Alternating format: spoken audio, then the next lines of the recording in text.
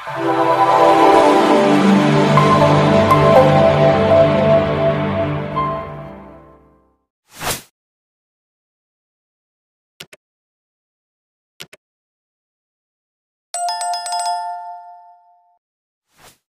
मुजाहिद, इससे पहले आप इस वलवलांगेज दास्तान की 13 किस्तें समाप्त फरमा चुके हैं। आइए किस्त नंबर 14 की तरफ बढ़ते हैं।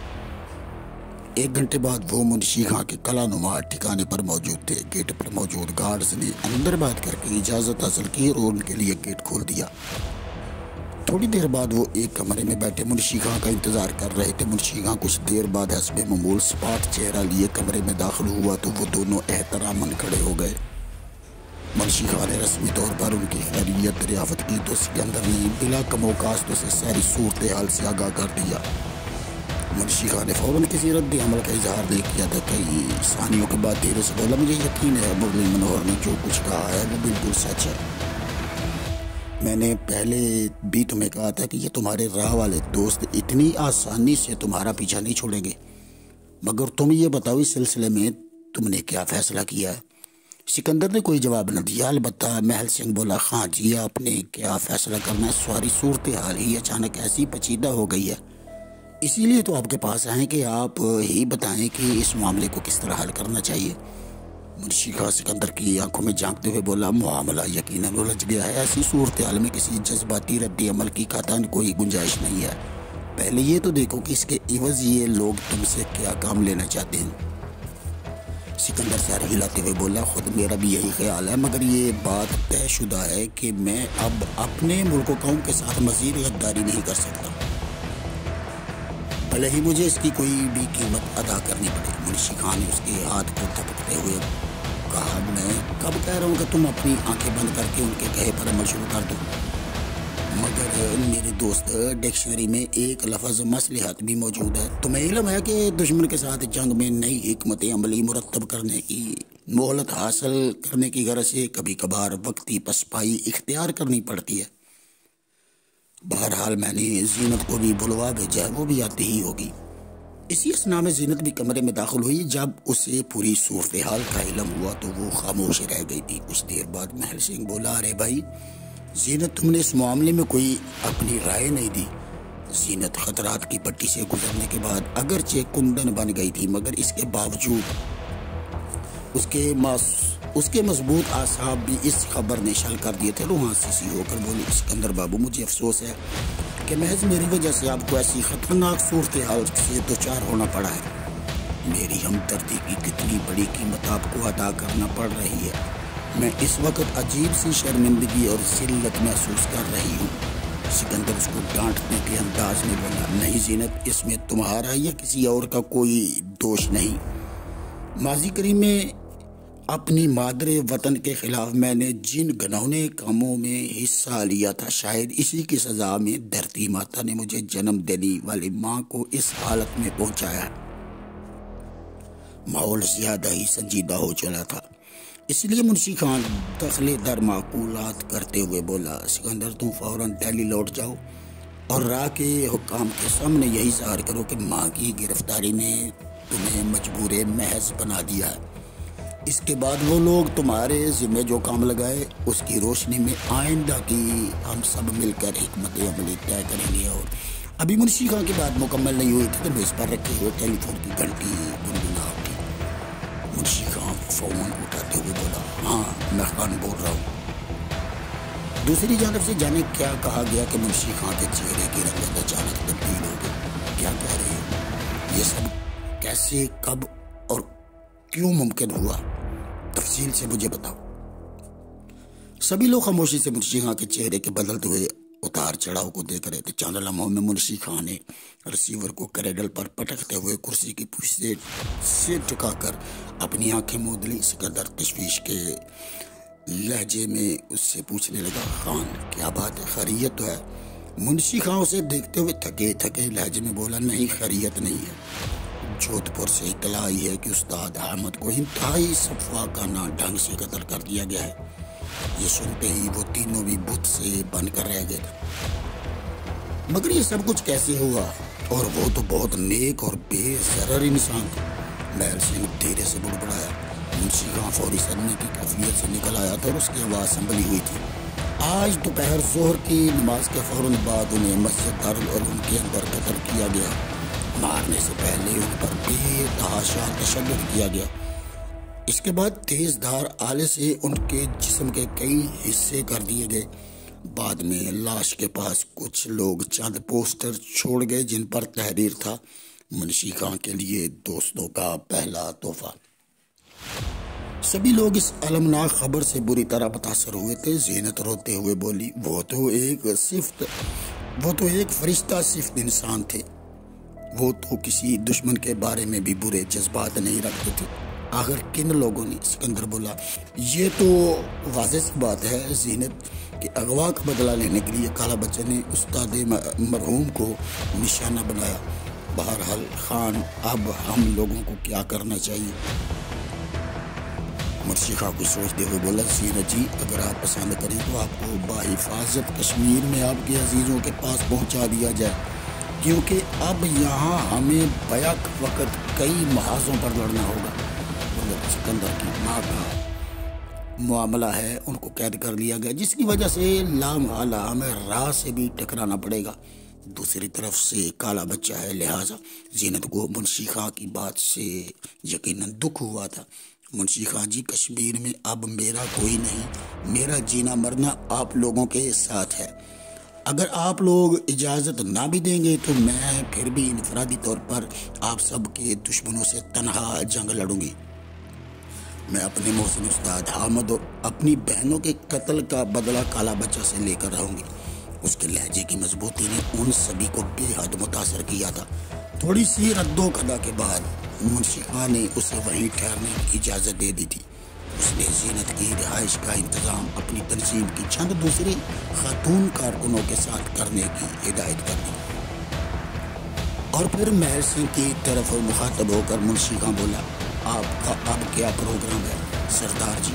مہر سنگھ خاصی دیر سے خاموش تھا، تھوڑی دیر بعد بولا، منشی خان جی، ہم اپنی تمام کشتیاں جلا کر آپ کے ساتھ شامل ہو چکے ہیں۔ اب تو یہی حسرت رہ گئی ہے کہ اپنے بیوی بچوں کے قاتل جودھ پور کے ان انسان نماد درندوں کو ایسی ذک پہنچاؤں کہ کوئی دوسرا مظلوم ان کا نشانہ نہ بنے۔ منشی خان بولا، میں آپ سب لوگوں کے جذبات کی قدر کرتا ہوں، فی الحال مجھے اپنی ساری توجہ جودھ پور پر مرکوز کرنی ہوگی، کیونکہ وہاں کی صورتحال خاصی تشویشناک ہو گئی ہے۔ کالا بچہ کے بدماشوں نے پورے شہر میں ادھم مچا رکھا ہے اور وہاں کے مسلمانوں اور دیگر اقلیتوں کی زندگی جہنم بنا دی ہے۔ سکندر کے دہلی واپس لوٹنے کے 2 روز بعد تک اس سے کسی نے رابطہ نہیں کیا تھا۔ تیسرے روز کیدار ناتھ نے اسے طلبی کا مجدہ سنایا اور اسے اپنے ساتھ لیے راہ کے ذیلی ہیڈ کوارٹر واقع وسنت وہار پہنچا۔ عمارت میں داخل ہو کر کیدار ناتھ نے اسے ایک کمرے تک سکندر کی رہنمائی کی اور خود دروازے سے ہی واپس مڑ گیا۔ سکندر محتاط قدم اٹھاتے ہوئے کمرے میں داخل ہوا۔ کمرے میں اس وقت مرلی منوہر کے علاوہ ایک دوسرا افسر بھی موجود تھا۔ درمیانے قد کے اس فربا اندام شخص نے سردی نگاہوں سے سکندر کا یوں معائنہ کیا جیسے نگاہوں کے ذریعے ہی اس کی نیت کا پوسٹ مارٹم کرنا چاہتا۔ چند لمحوں بعد اسے سامنے بیٹھنے کا اشارہ کیا۔ مرلی منوہر اس دوران چھت پر نگاہیں جمائے نہ جانے کیا سوچ رہا تھا۔ اسی حالت میں کچھ دیر گزارنے کے بعد وہ سکندر کی طرف دیکھتے ہوئے بولا، ہاں تو مسٹر سکندر، تم نے ہماری آفر کے بارے میں کیا فیصلہ کیا؟ سکندر مضبوط لہجے میں بولا، منوہر جی، اپنی ماں کی وجہ سے میں آپ لوگوں کے شکنجے میں اس بری طرح پھنس چکا ہوں کہ چاہنے کے باوجود بھی آپ لوگوں کو انکار نہیں کر سکتا، مگر جب تک آپ لوگ کھل کر نہیں بتائیں گے کہ آپ لوگ مجھ سے کیا چاہتے ہیں، کام کی نوعیت جانے بغیر میں کوئی حتمی بات کیسے کہہ سکتا ہوں؟ مرلی منوہر نے مانی خیز نگاہیں اپنی ادھیڑ عمر ساتھی پر ڈالی۔ لگتا تھا وہ منوہر کا کوئی سینئر افسر ہے۔ اس موٹے نے نگاہوں ہی میں غالباً منوہر کو گرین سگنل دے دیا تھا، لہٰذا مرلی منوہر الفاظ چھپاتے ہوئے بولا، دیکھو سکندر، تم نے گزشتہ دنوں پاکستان میں ہمارے لیے خاصی خدمات سر انجام دی ہے، مگر موجودہ کام کی نوعیت قدرے مختلف ہے۔ تمہارا مشن یہ ہوگا کہ پاکستان جا کر وہاں کے دو بڑے مذہبی گروہوں کے آپس میں اختلافات اس حد تک بڑھا دو کہ معاملات تصادم کی سطح پر پہنچ جائیں۔ سکندر تجسس کا اظہار کرتے ہوئے بولا، مگر اس کے لیے مجھے کیا حکمت عملی اختیار کرنی ہوگی، کیونکہ مجھے اس قسم کے کام کا پہلے کوئی تجربہ نہیں۔ مرلی منور سامنے رکھے بورڈ پر موجود نقشے پر اپنی چھڑی سے نشاندہی کرتے ہوئے کسی ماہر پروفیسر کی مانند اسے لیکچر دے رہا تھا۔ یہ معاملہ دیکھنے میں جتنا مشکل لگتا ہے اسی قدر آسان ہے۔ اس کے لیے پیچیدہ حکمت عملی کی ضرورت نہیں ہے۔ ہم نے کراچی اور سندھ کے دوسرے علاقوں میں نسلی اور لسانی بنیادوں پر پہلے سے بہت سا ہوم ورک کیا ہے، مگر بدقسمتی سے پاکستان کا سب سے بڑا صوبہ پنجاب ابھی تک نسبتاً محفوظ ہے، جس کی وجہ سے ہمیں مجموعی طور پر خاطر خواہ نتائج حاصل نہیں ہو رہے۔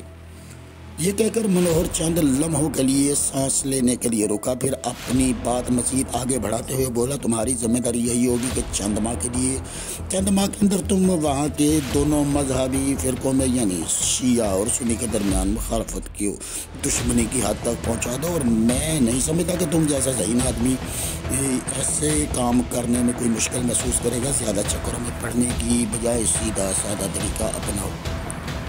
دونوں طرف کے چند عالموں کو بالواسطہ طریقے سے خرید کر ایک دوسرے کے خلاف انتہا پسندانہ بیانات دلواؤ، اور اس کے بعد کسی ایک مذہبی گروہ کا مذہبی رہنما اپنے آدمیوں کے ہاتھوں قتل کرا دو۔ دونوں فریقوں میں اختلافات تو پہلے ہی سے موجود ہیں، اس مذہبی منافرت کی مٹی میں محض کچھ نمی کی ضرورت ہے، پھر دیکھنا اس کی زرخیزی کیا رنگ لائے گی۔ ایک گروہ کے عالم کو مارنے کے چند روز یا چند ہفتوں بعد دوسرے فرقے کا کوئی ذمہ دار آدمی گولی سے اڑا دے۔ یقیناً دونوں فرقے اس کے لیے ایک دوسرے کو مورد الزام ٹھہرائیں گے، جس سے عمل اور رد عمل کا ایک ایسا سلسلہ شروع ہو جائے گا جس کا اختتام پوری قوم کی اجتماعی خودکشی پر ہی جا کر ختم ہوگا۔ یہ کہہ کر مرلی منوہر اور اس کے موٹے افسر نے ایک فلک شگاف کہکا لگایا تھا۔ وہ دونوں یوں خوش نظر آ رہے تھے جیسے چشمی تصور سے انہوں نے اپنا مطلوبہ منظر دیکھ لیا۔ سکندر ان کے اس بےہودہ کہکے پر دانت پیس کر رہ گیا۔ تھوڑی دیر بعد منوہر اپنے کہکے پر قابو پاتے ہوئے بولا، اور ہاں، اس سارے سلسلے کے دوران جب کبھی تم یہ محسوس کرو کہ کسی وجہ سے یہ محاذ آرائی اور قتل و غارت گری مدھم پڑنے لگی ہے تو تم دوبارہ دونوں اطراف کا ایک آدھ شکار کر ڈالو تاکہ صورتحال میں ٹھہراؤ پیدا نہ ہو سکے۔ سکندر یہ مکروہ گفتگو سننے کے بعد اندر سے بری طرح ہل کر رہ گیا تھا۔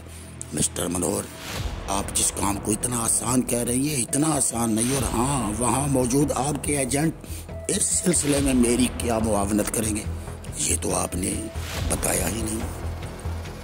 منوہر کے ساتھ بیٹھا ہوا فرماندام پہلی بار بولا، مسٹر سکندر، اس سلسلے میں ہمارا کوئی آدمی تمہاری قطعی مدد نہیں کرے گا، کیونکہ تم فی الحال اپنا اعتماد کھو چکے ہو، اور ہم بے وقوف نہیں کہ اپنا سارا نیٹ ورک تمہارے علم میں لے آئیں اور تم انہیں پکڑوا دو۔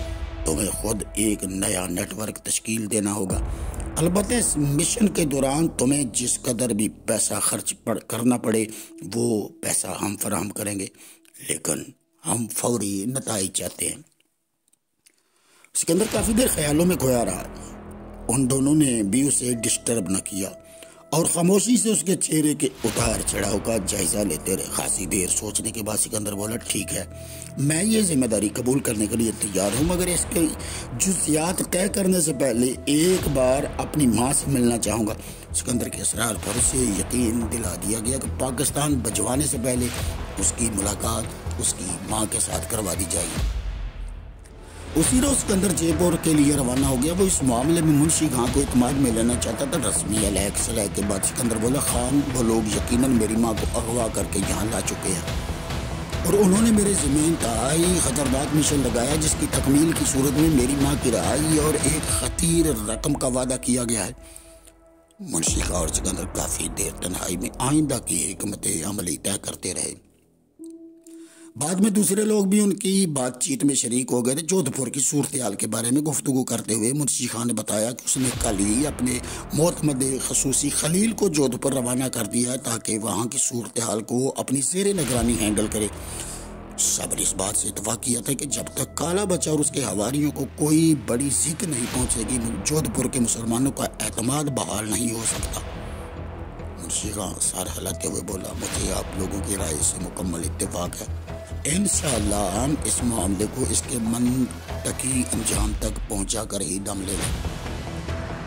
سکندر نے اٹھتے ہوئے جب سب سے اجازت طلب کی تو زینت بھرائی ہوئی آواز میں بولی، سکندر صاحب، کیا یہ موقع نہیں کہ میں بھی آپ کے ساتھ پاکستان چلوں اور آپ کی معاونت کروں؟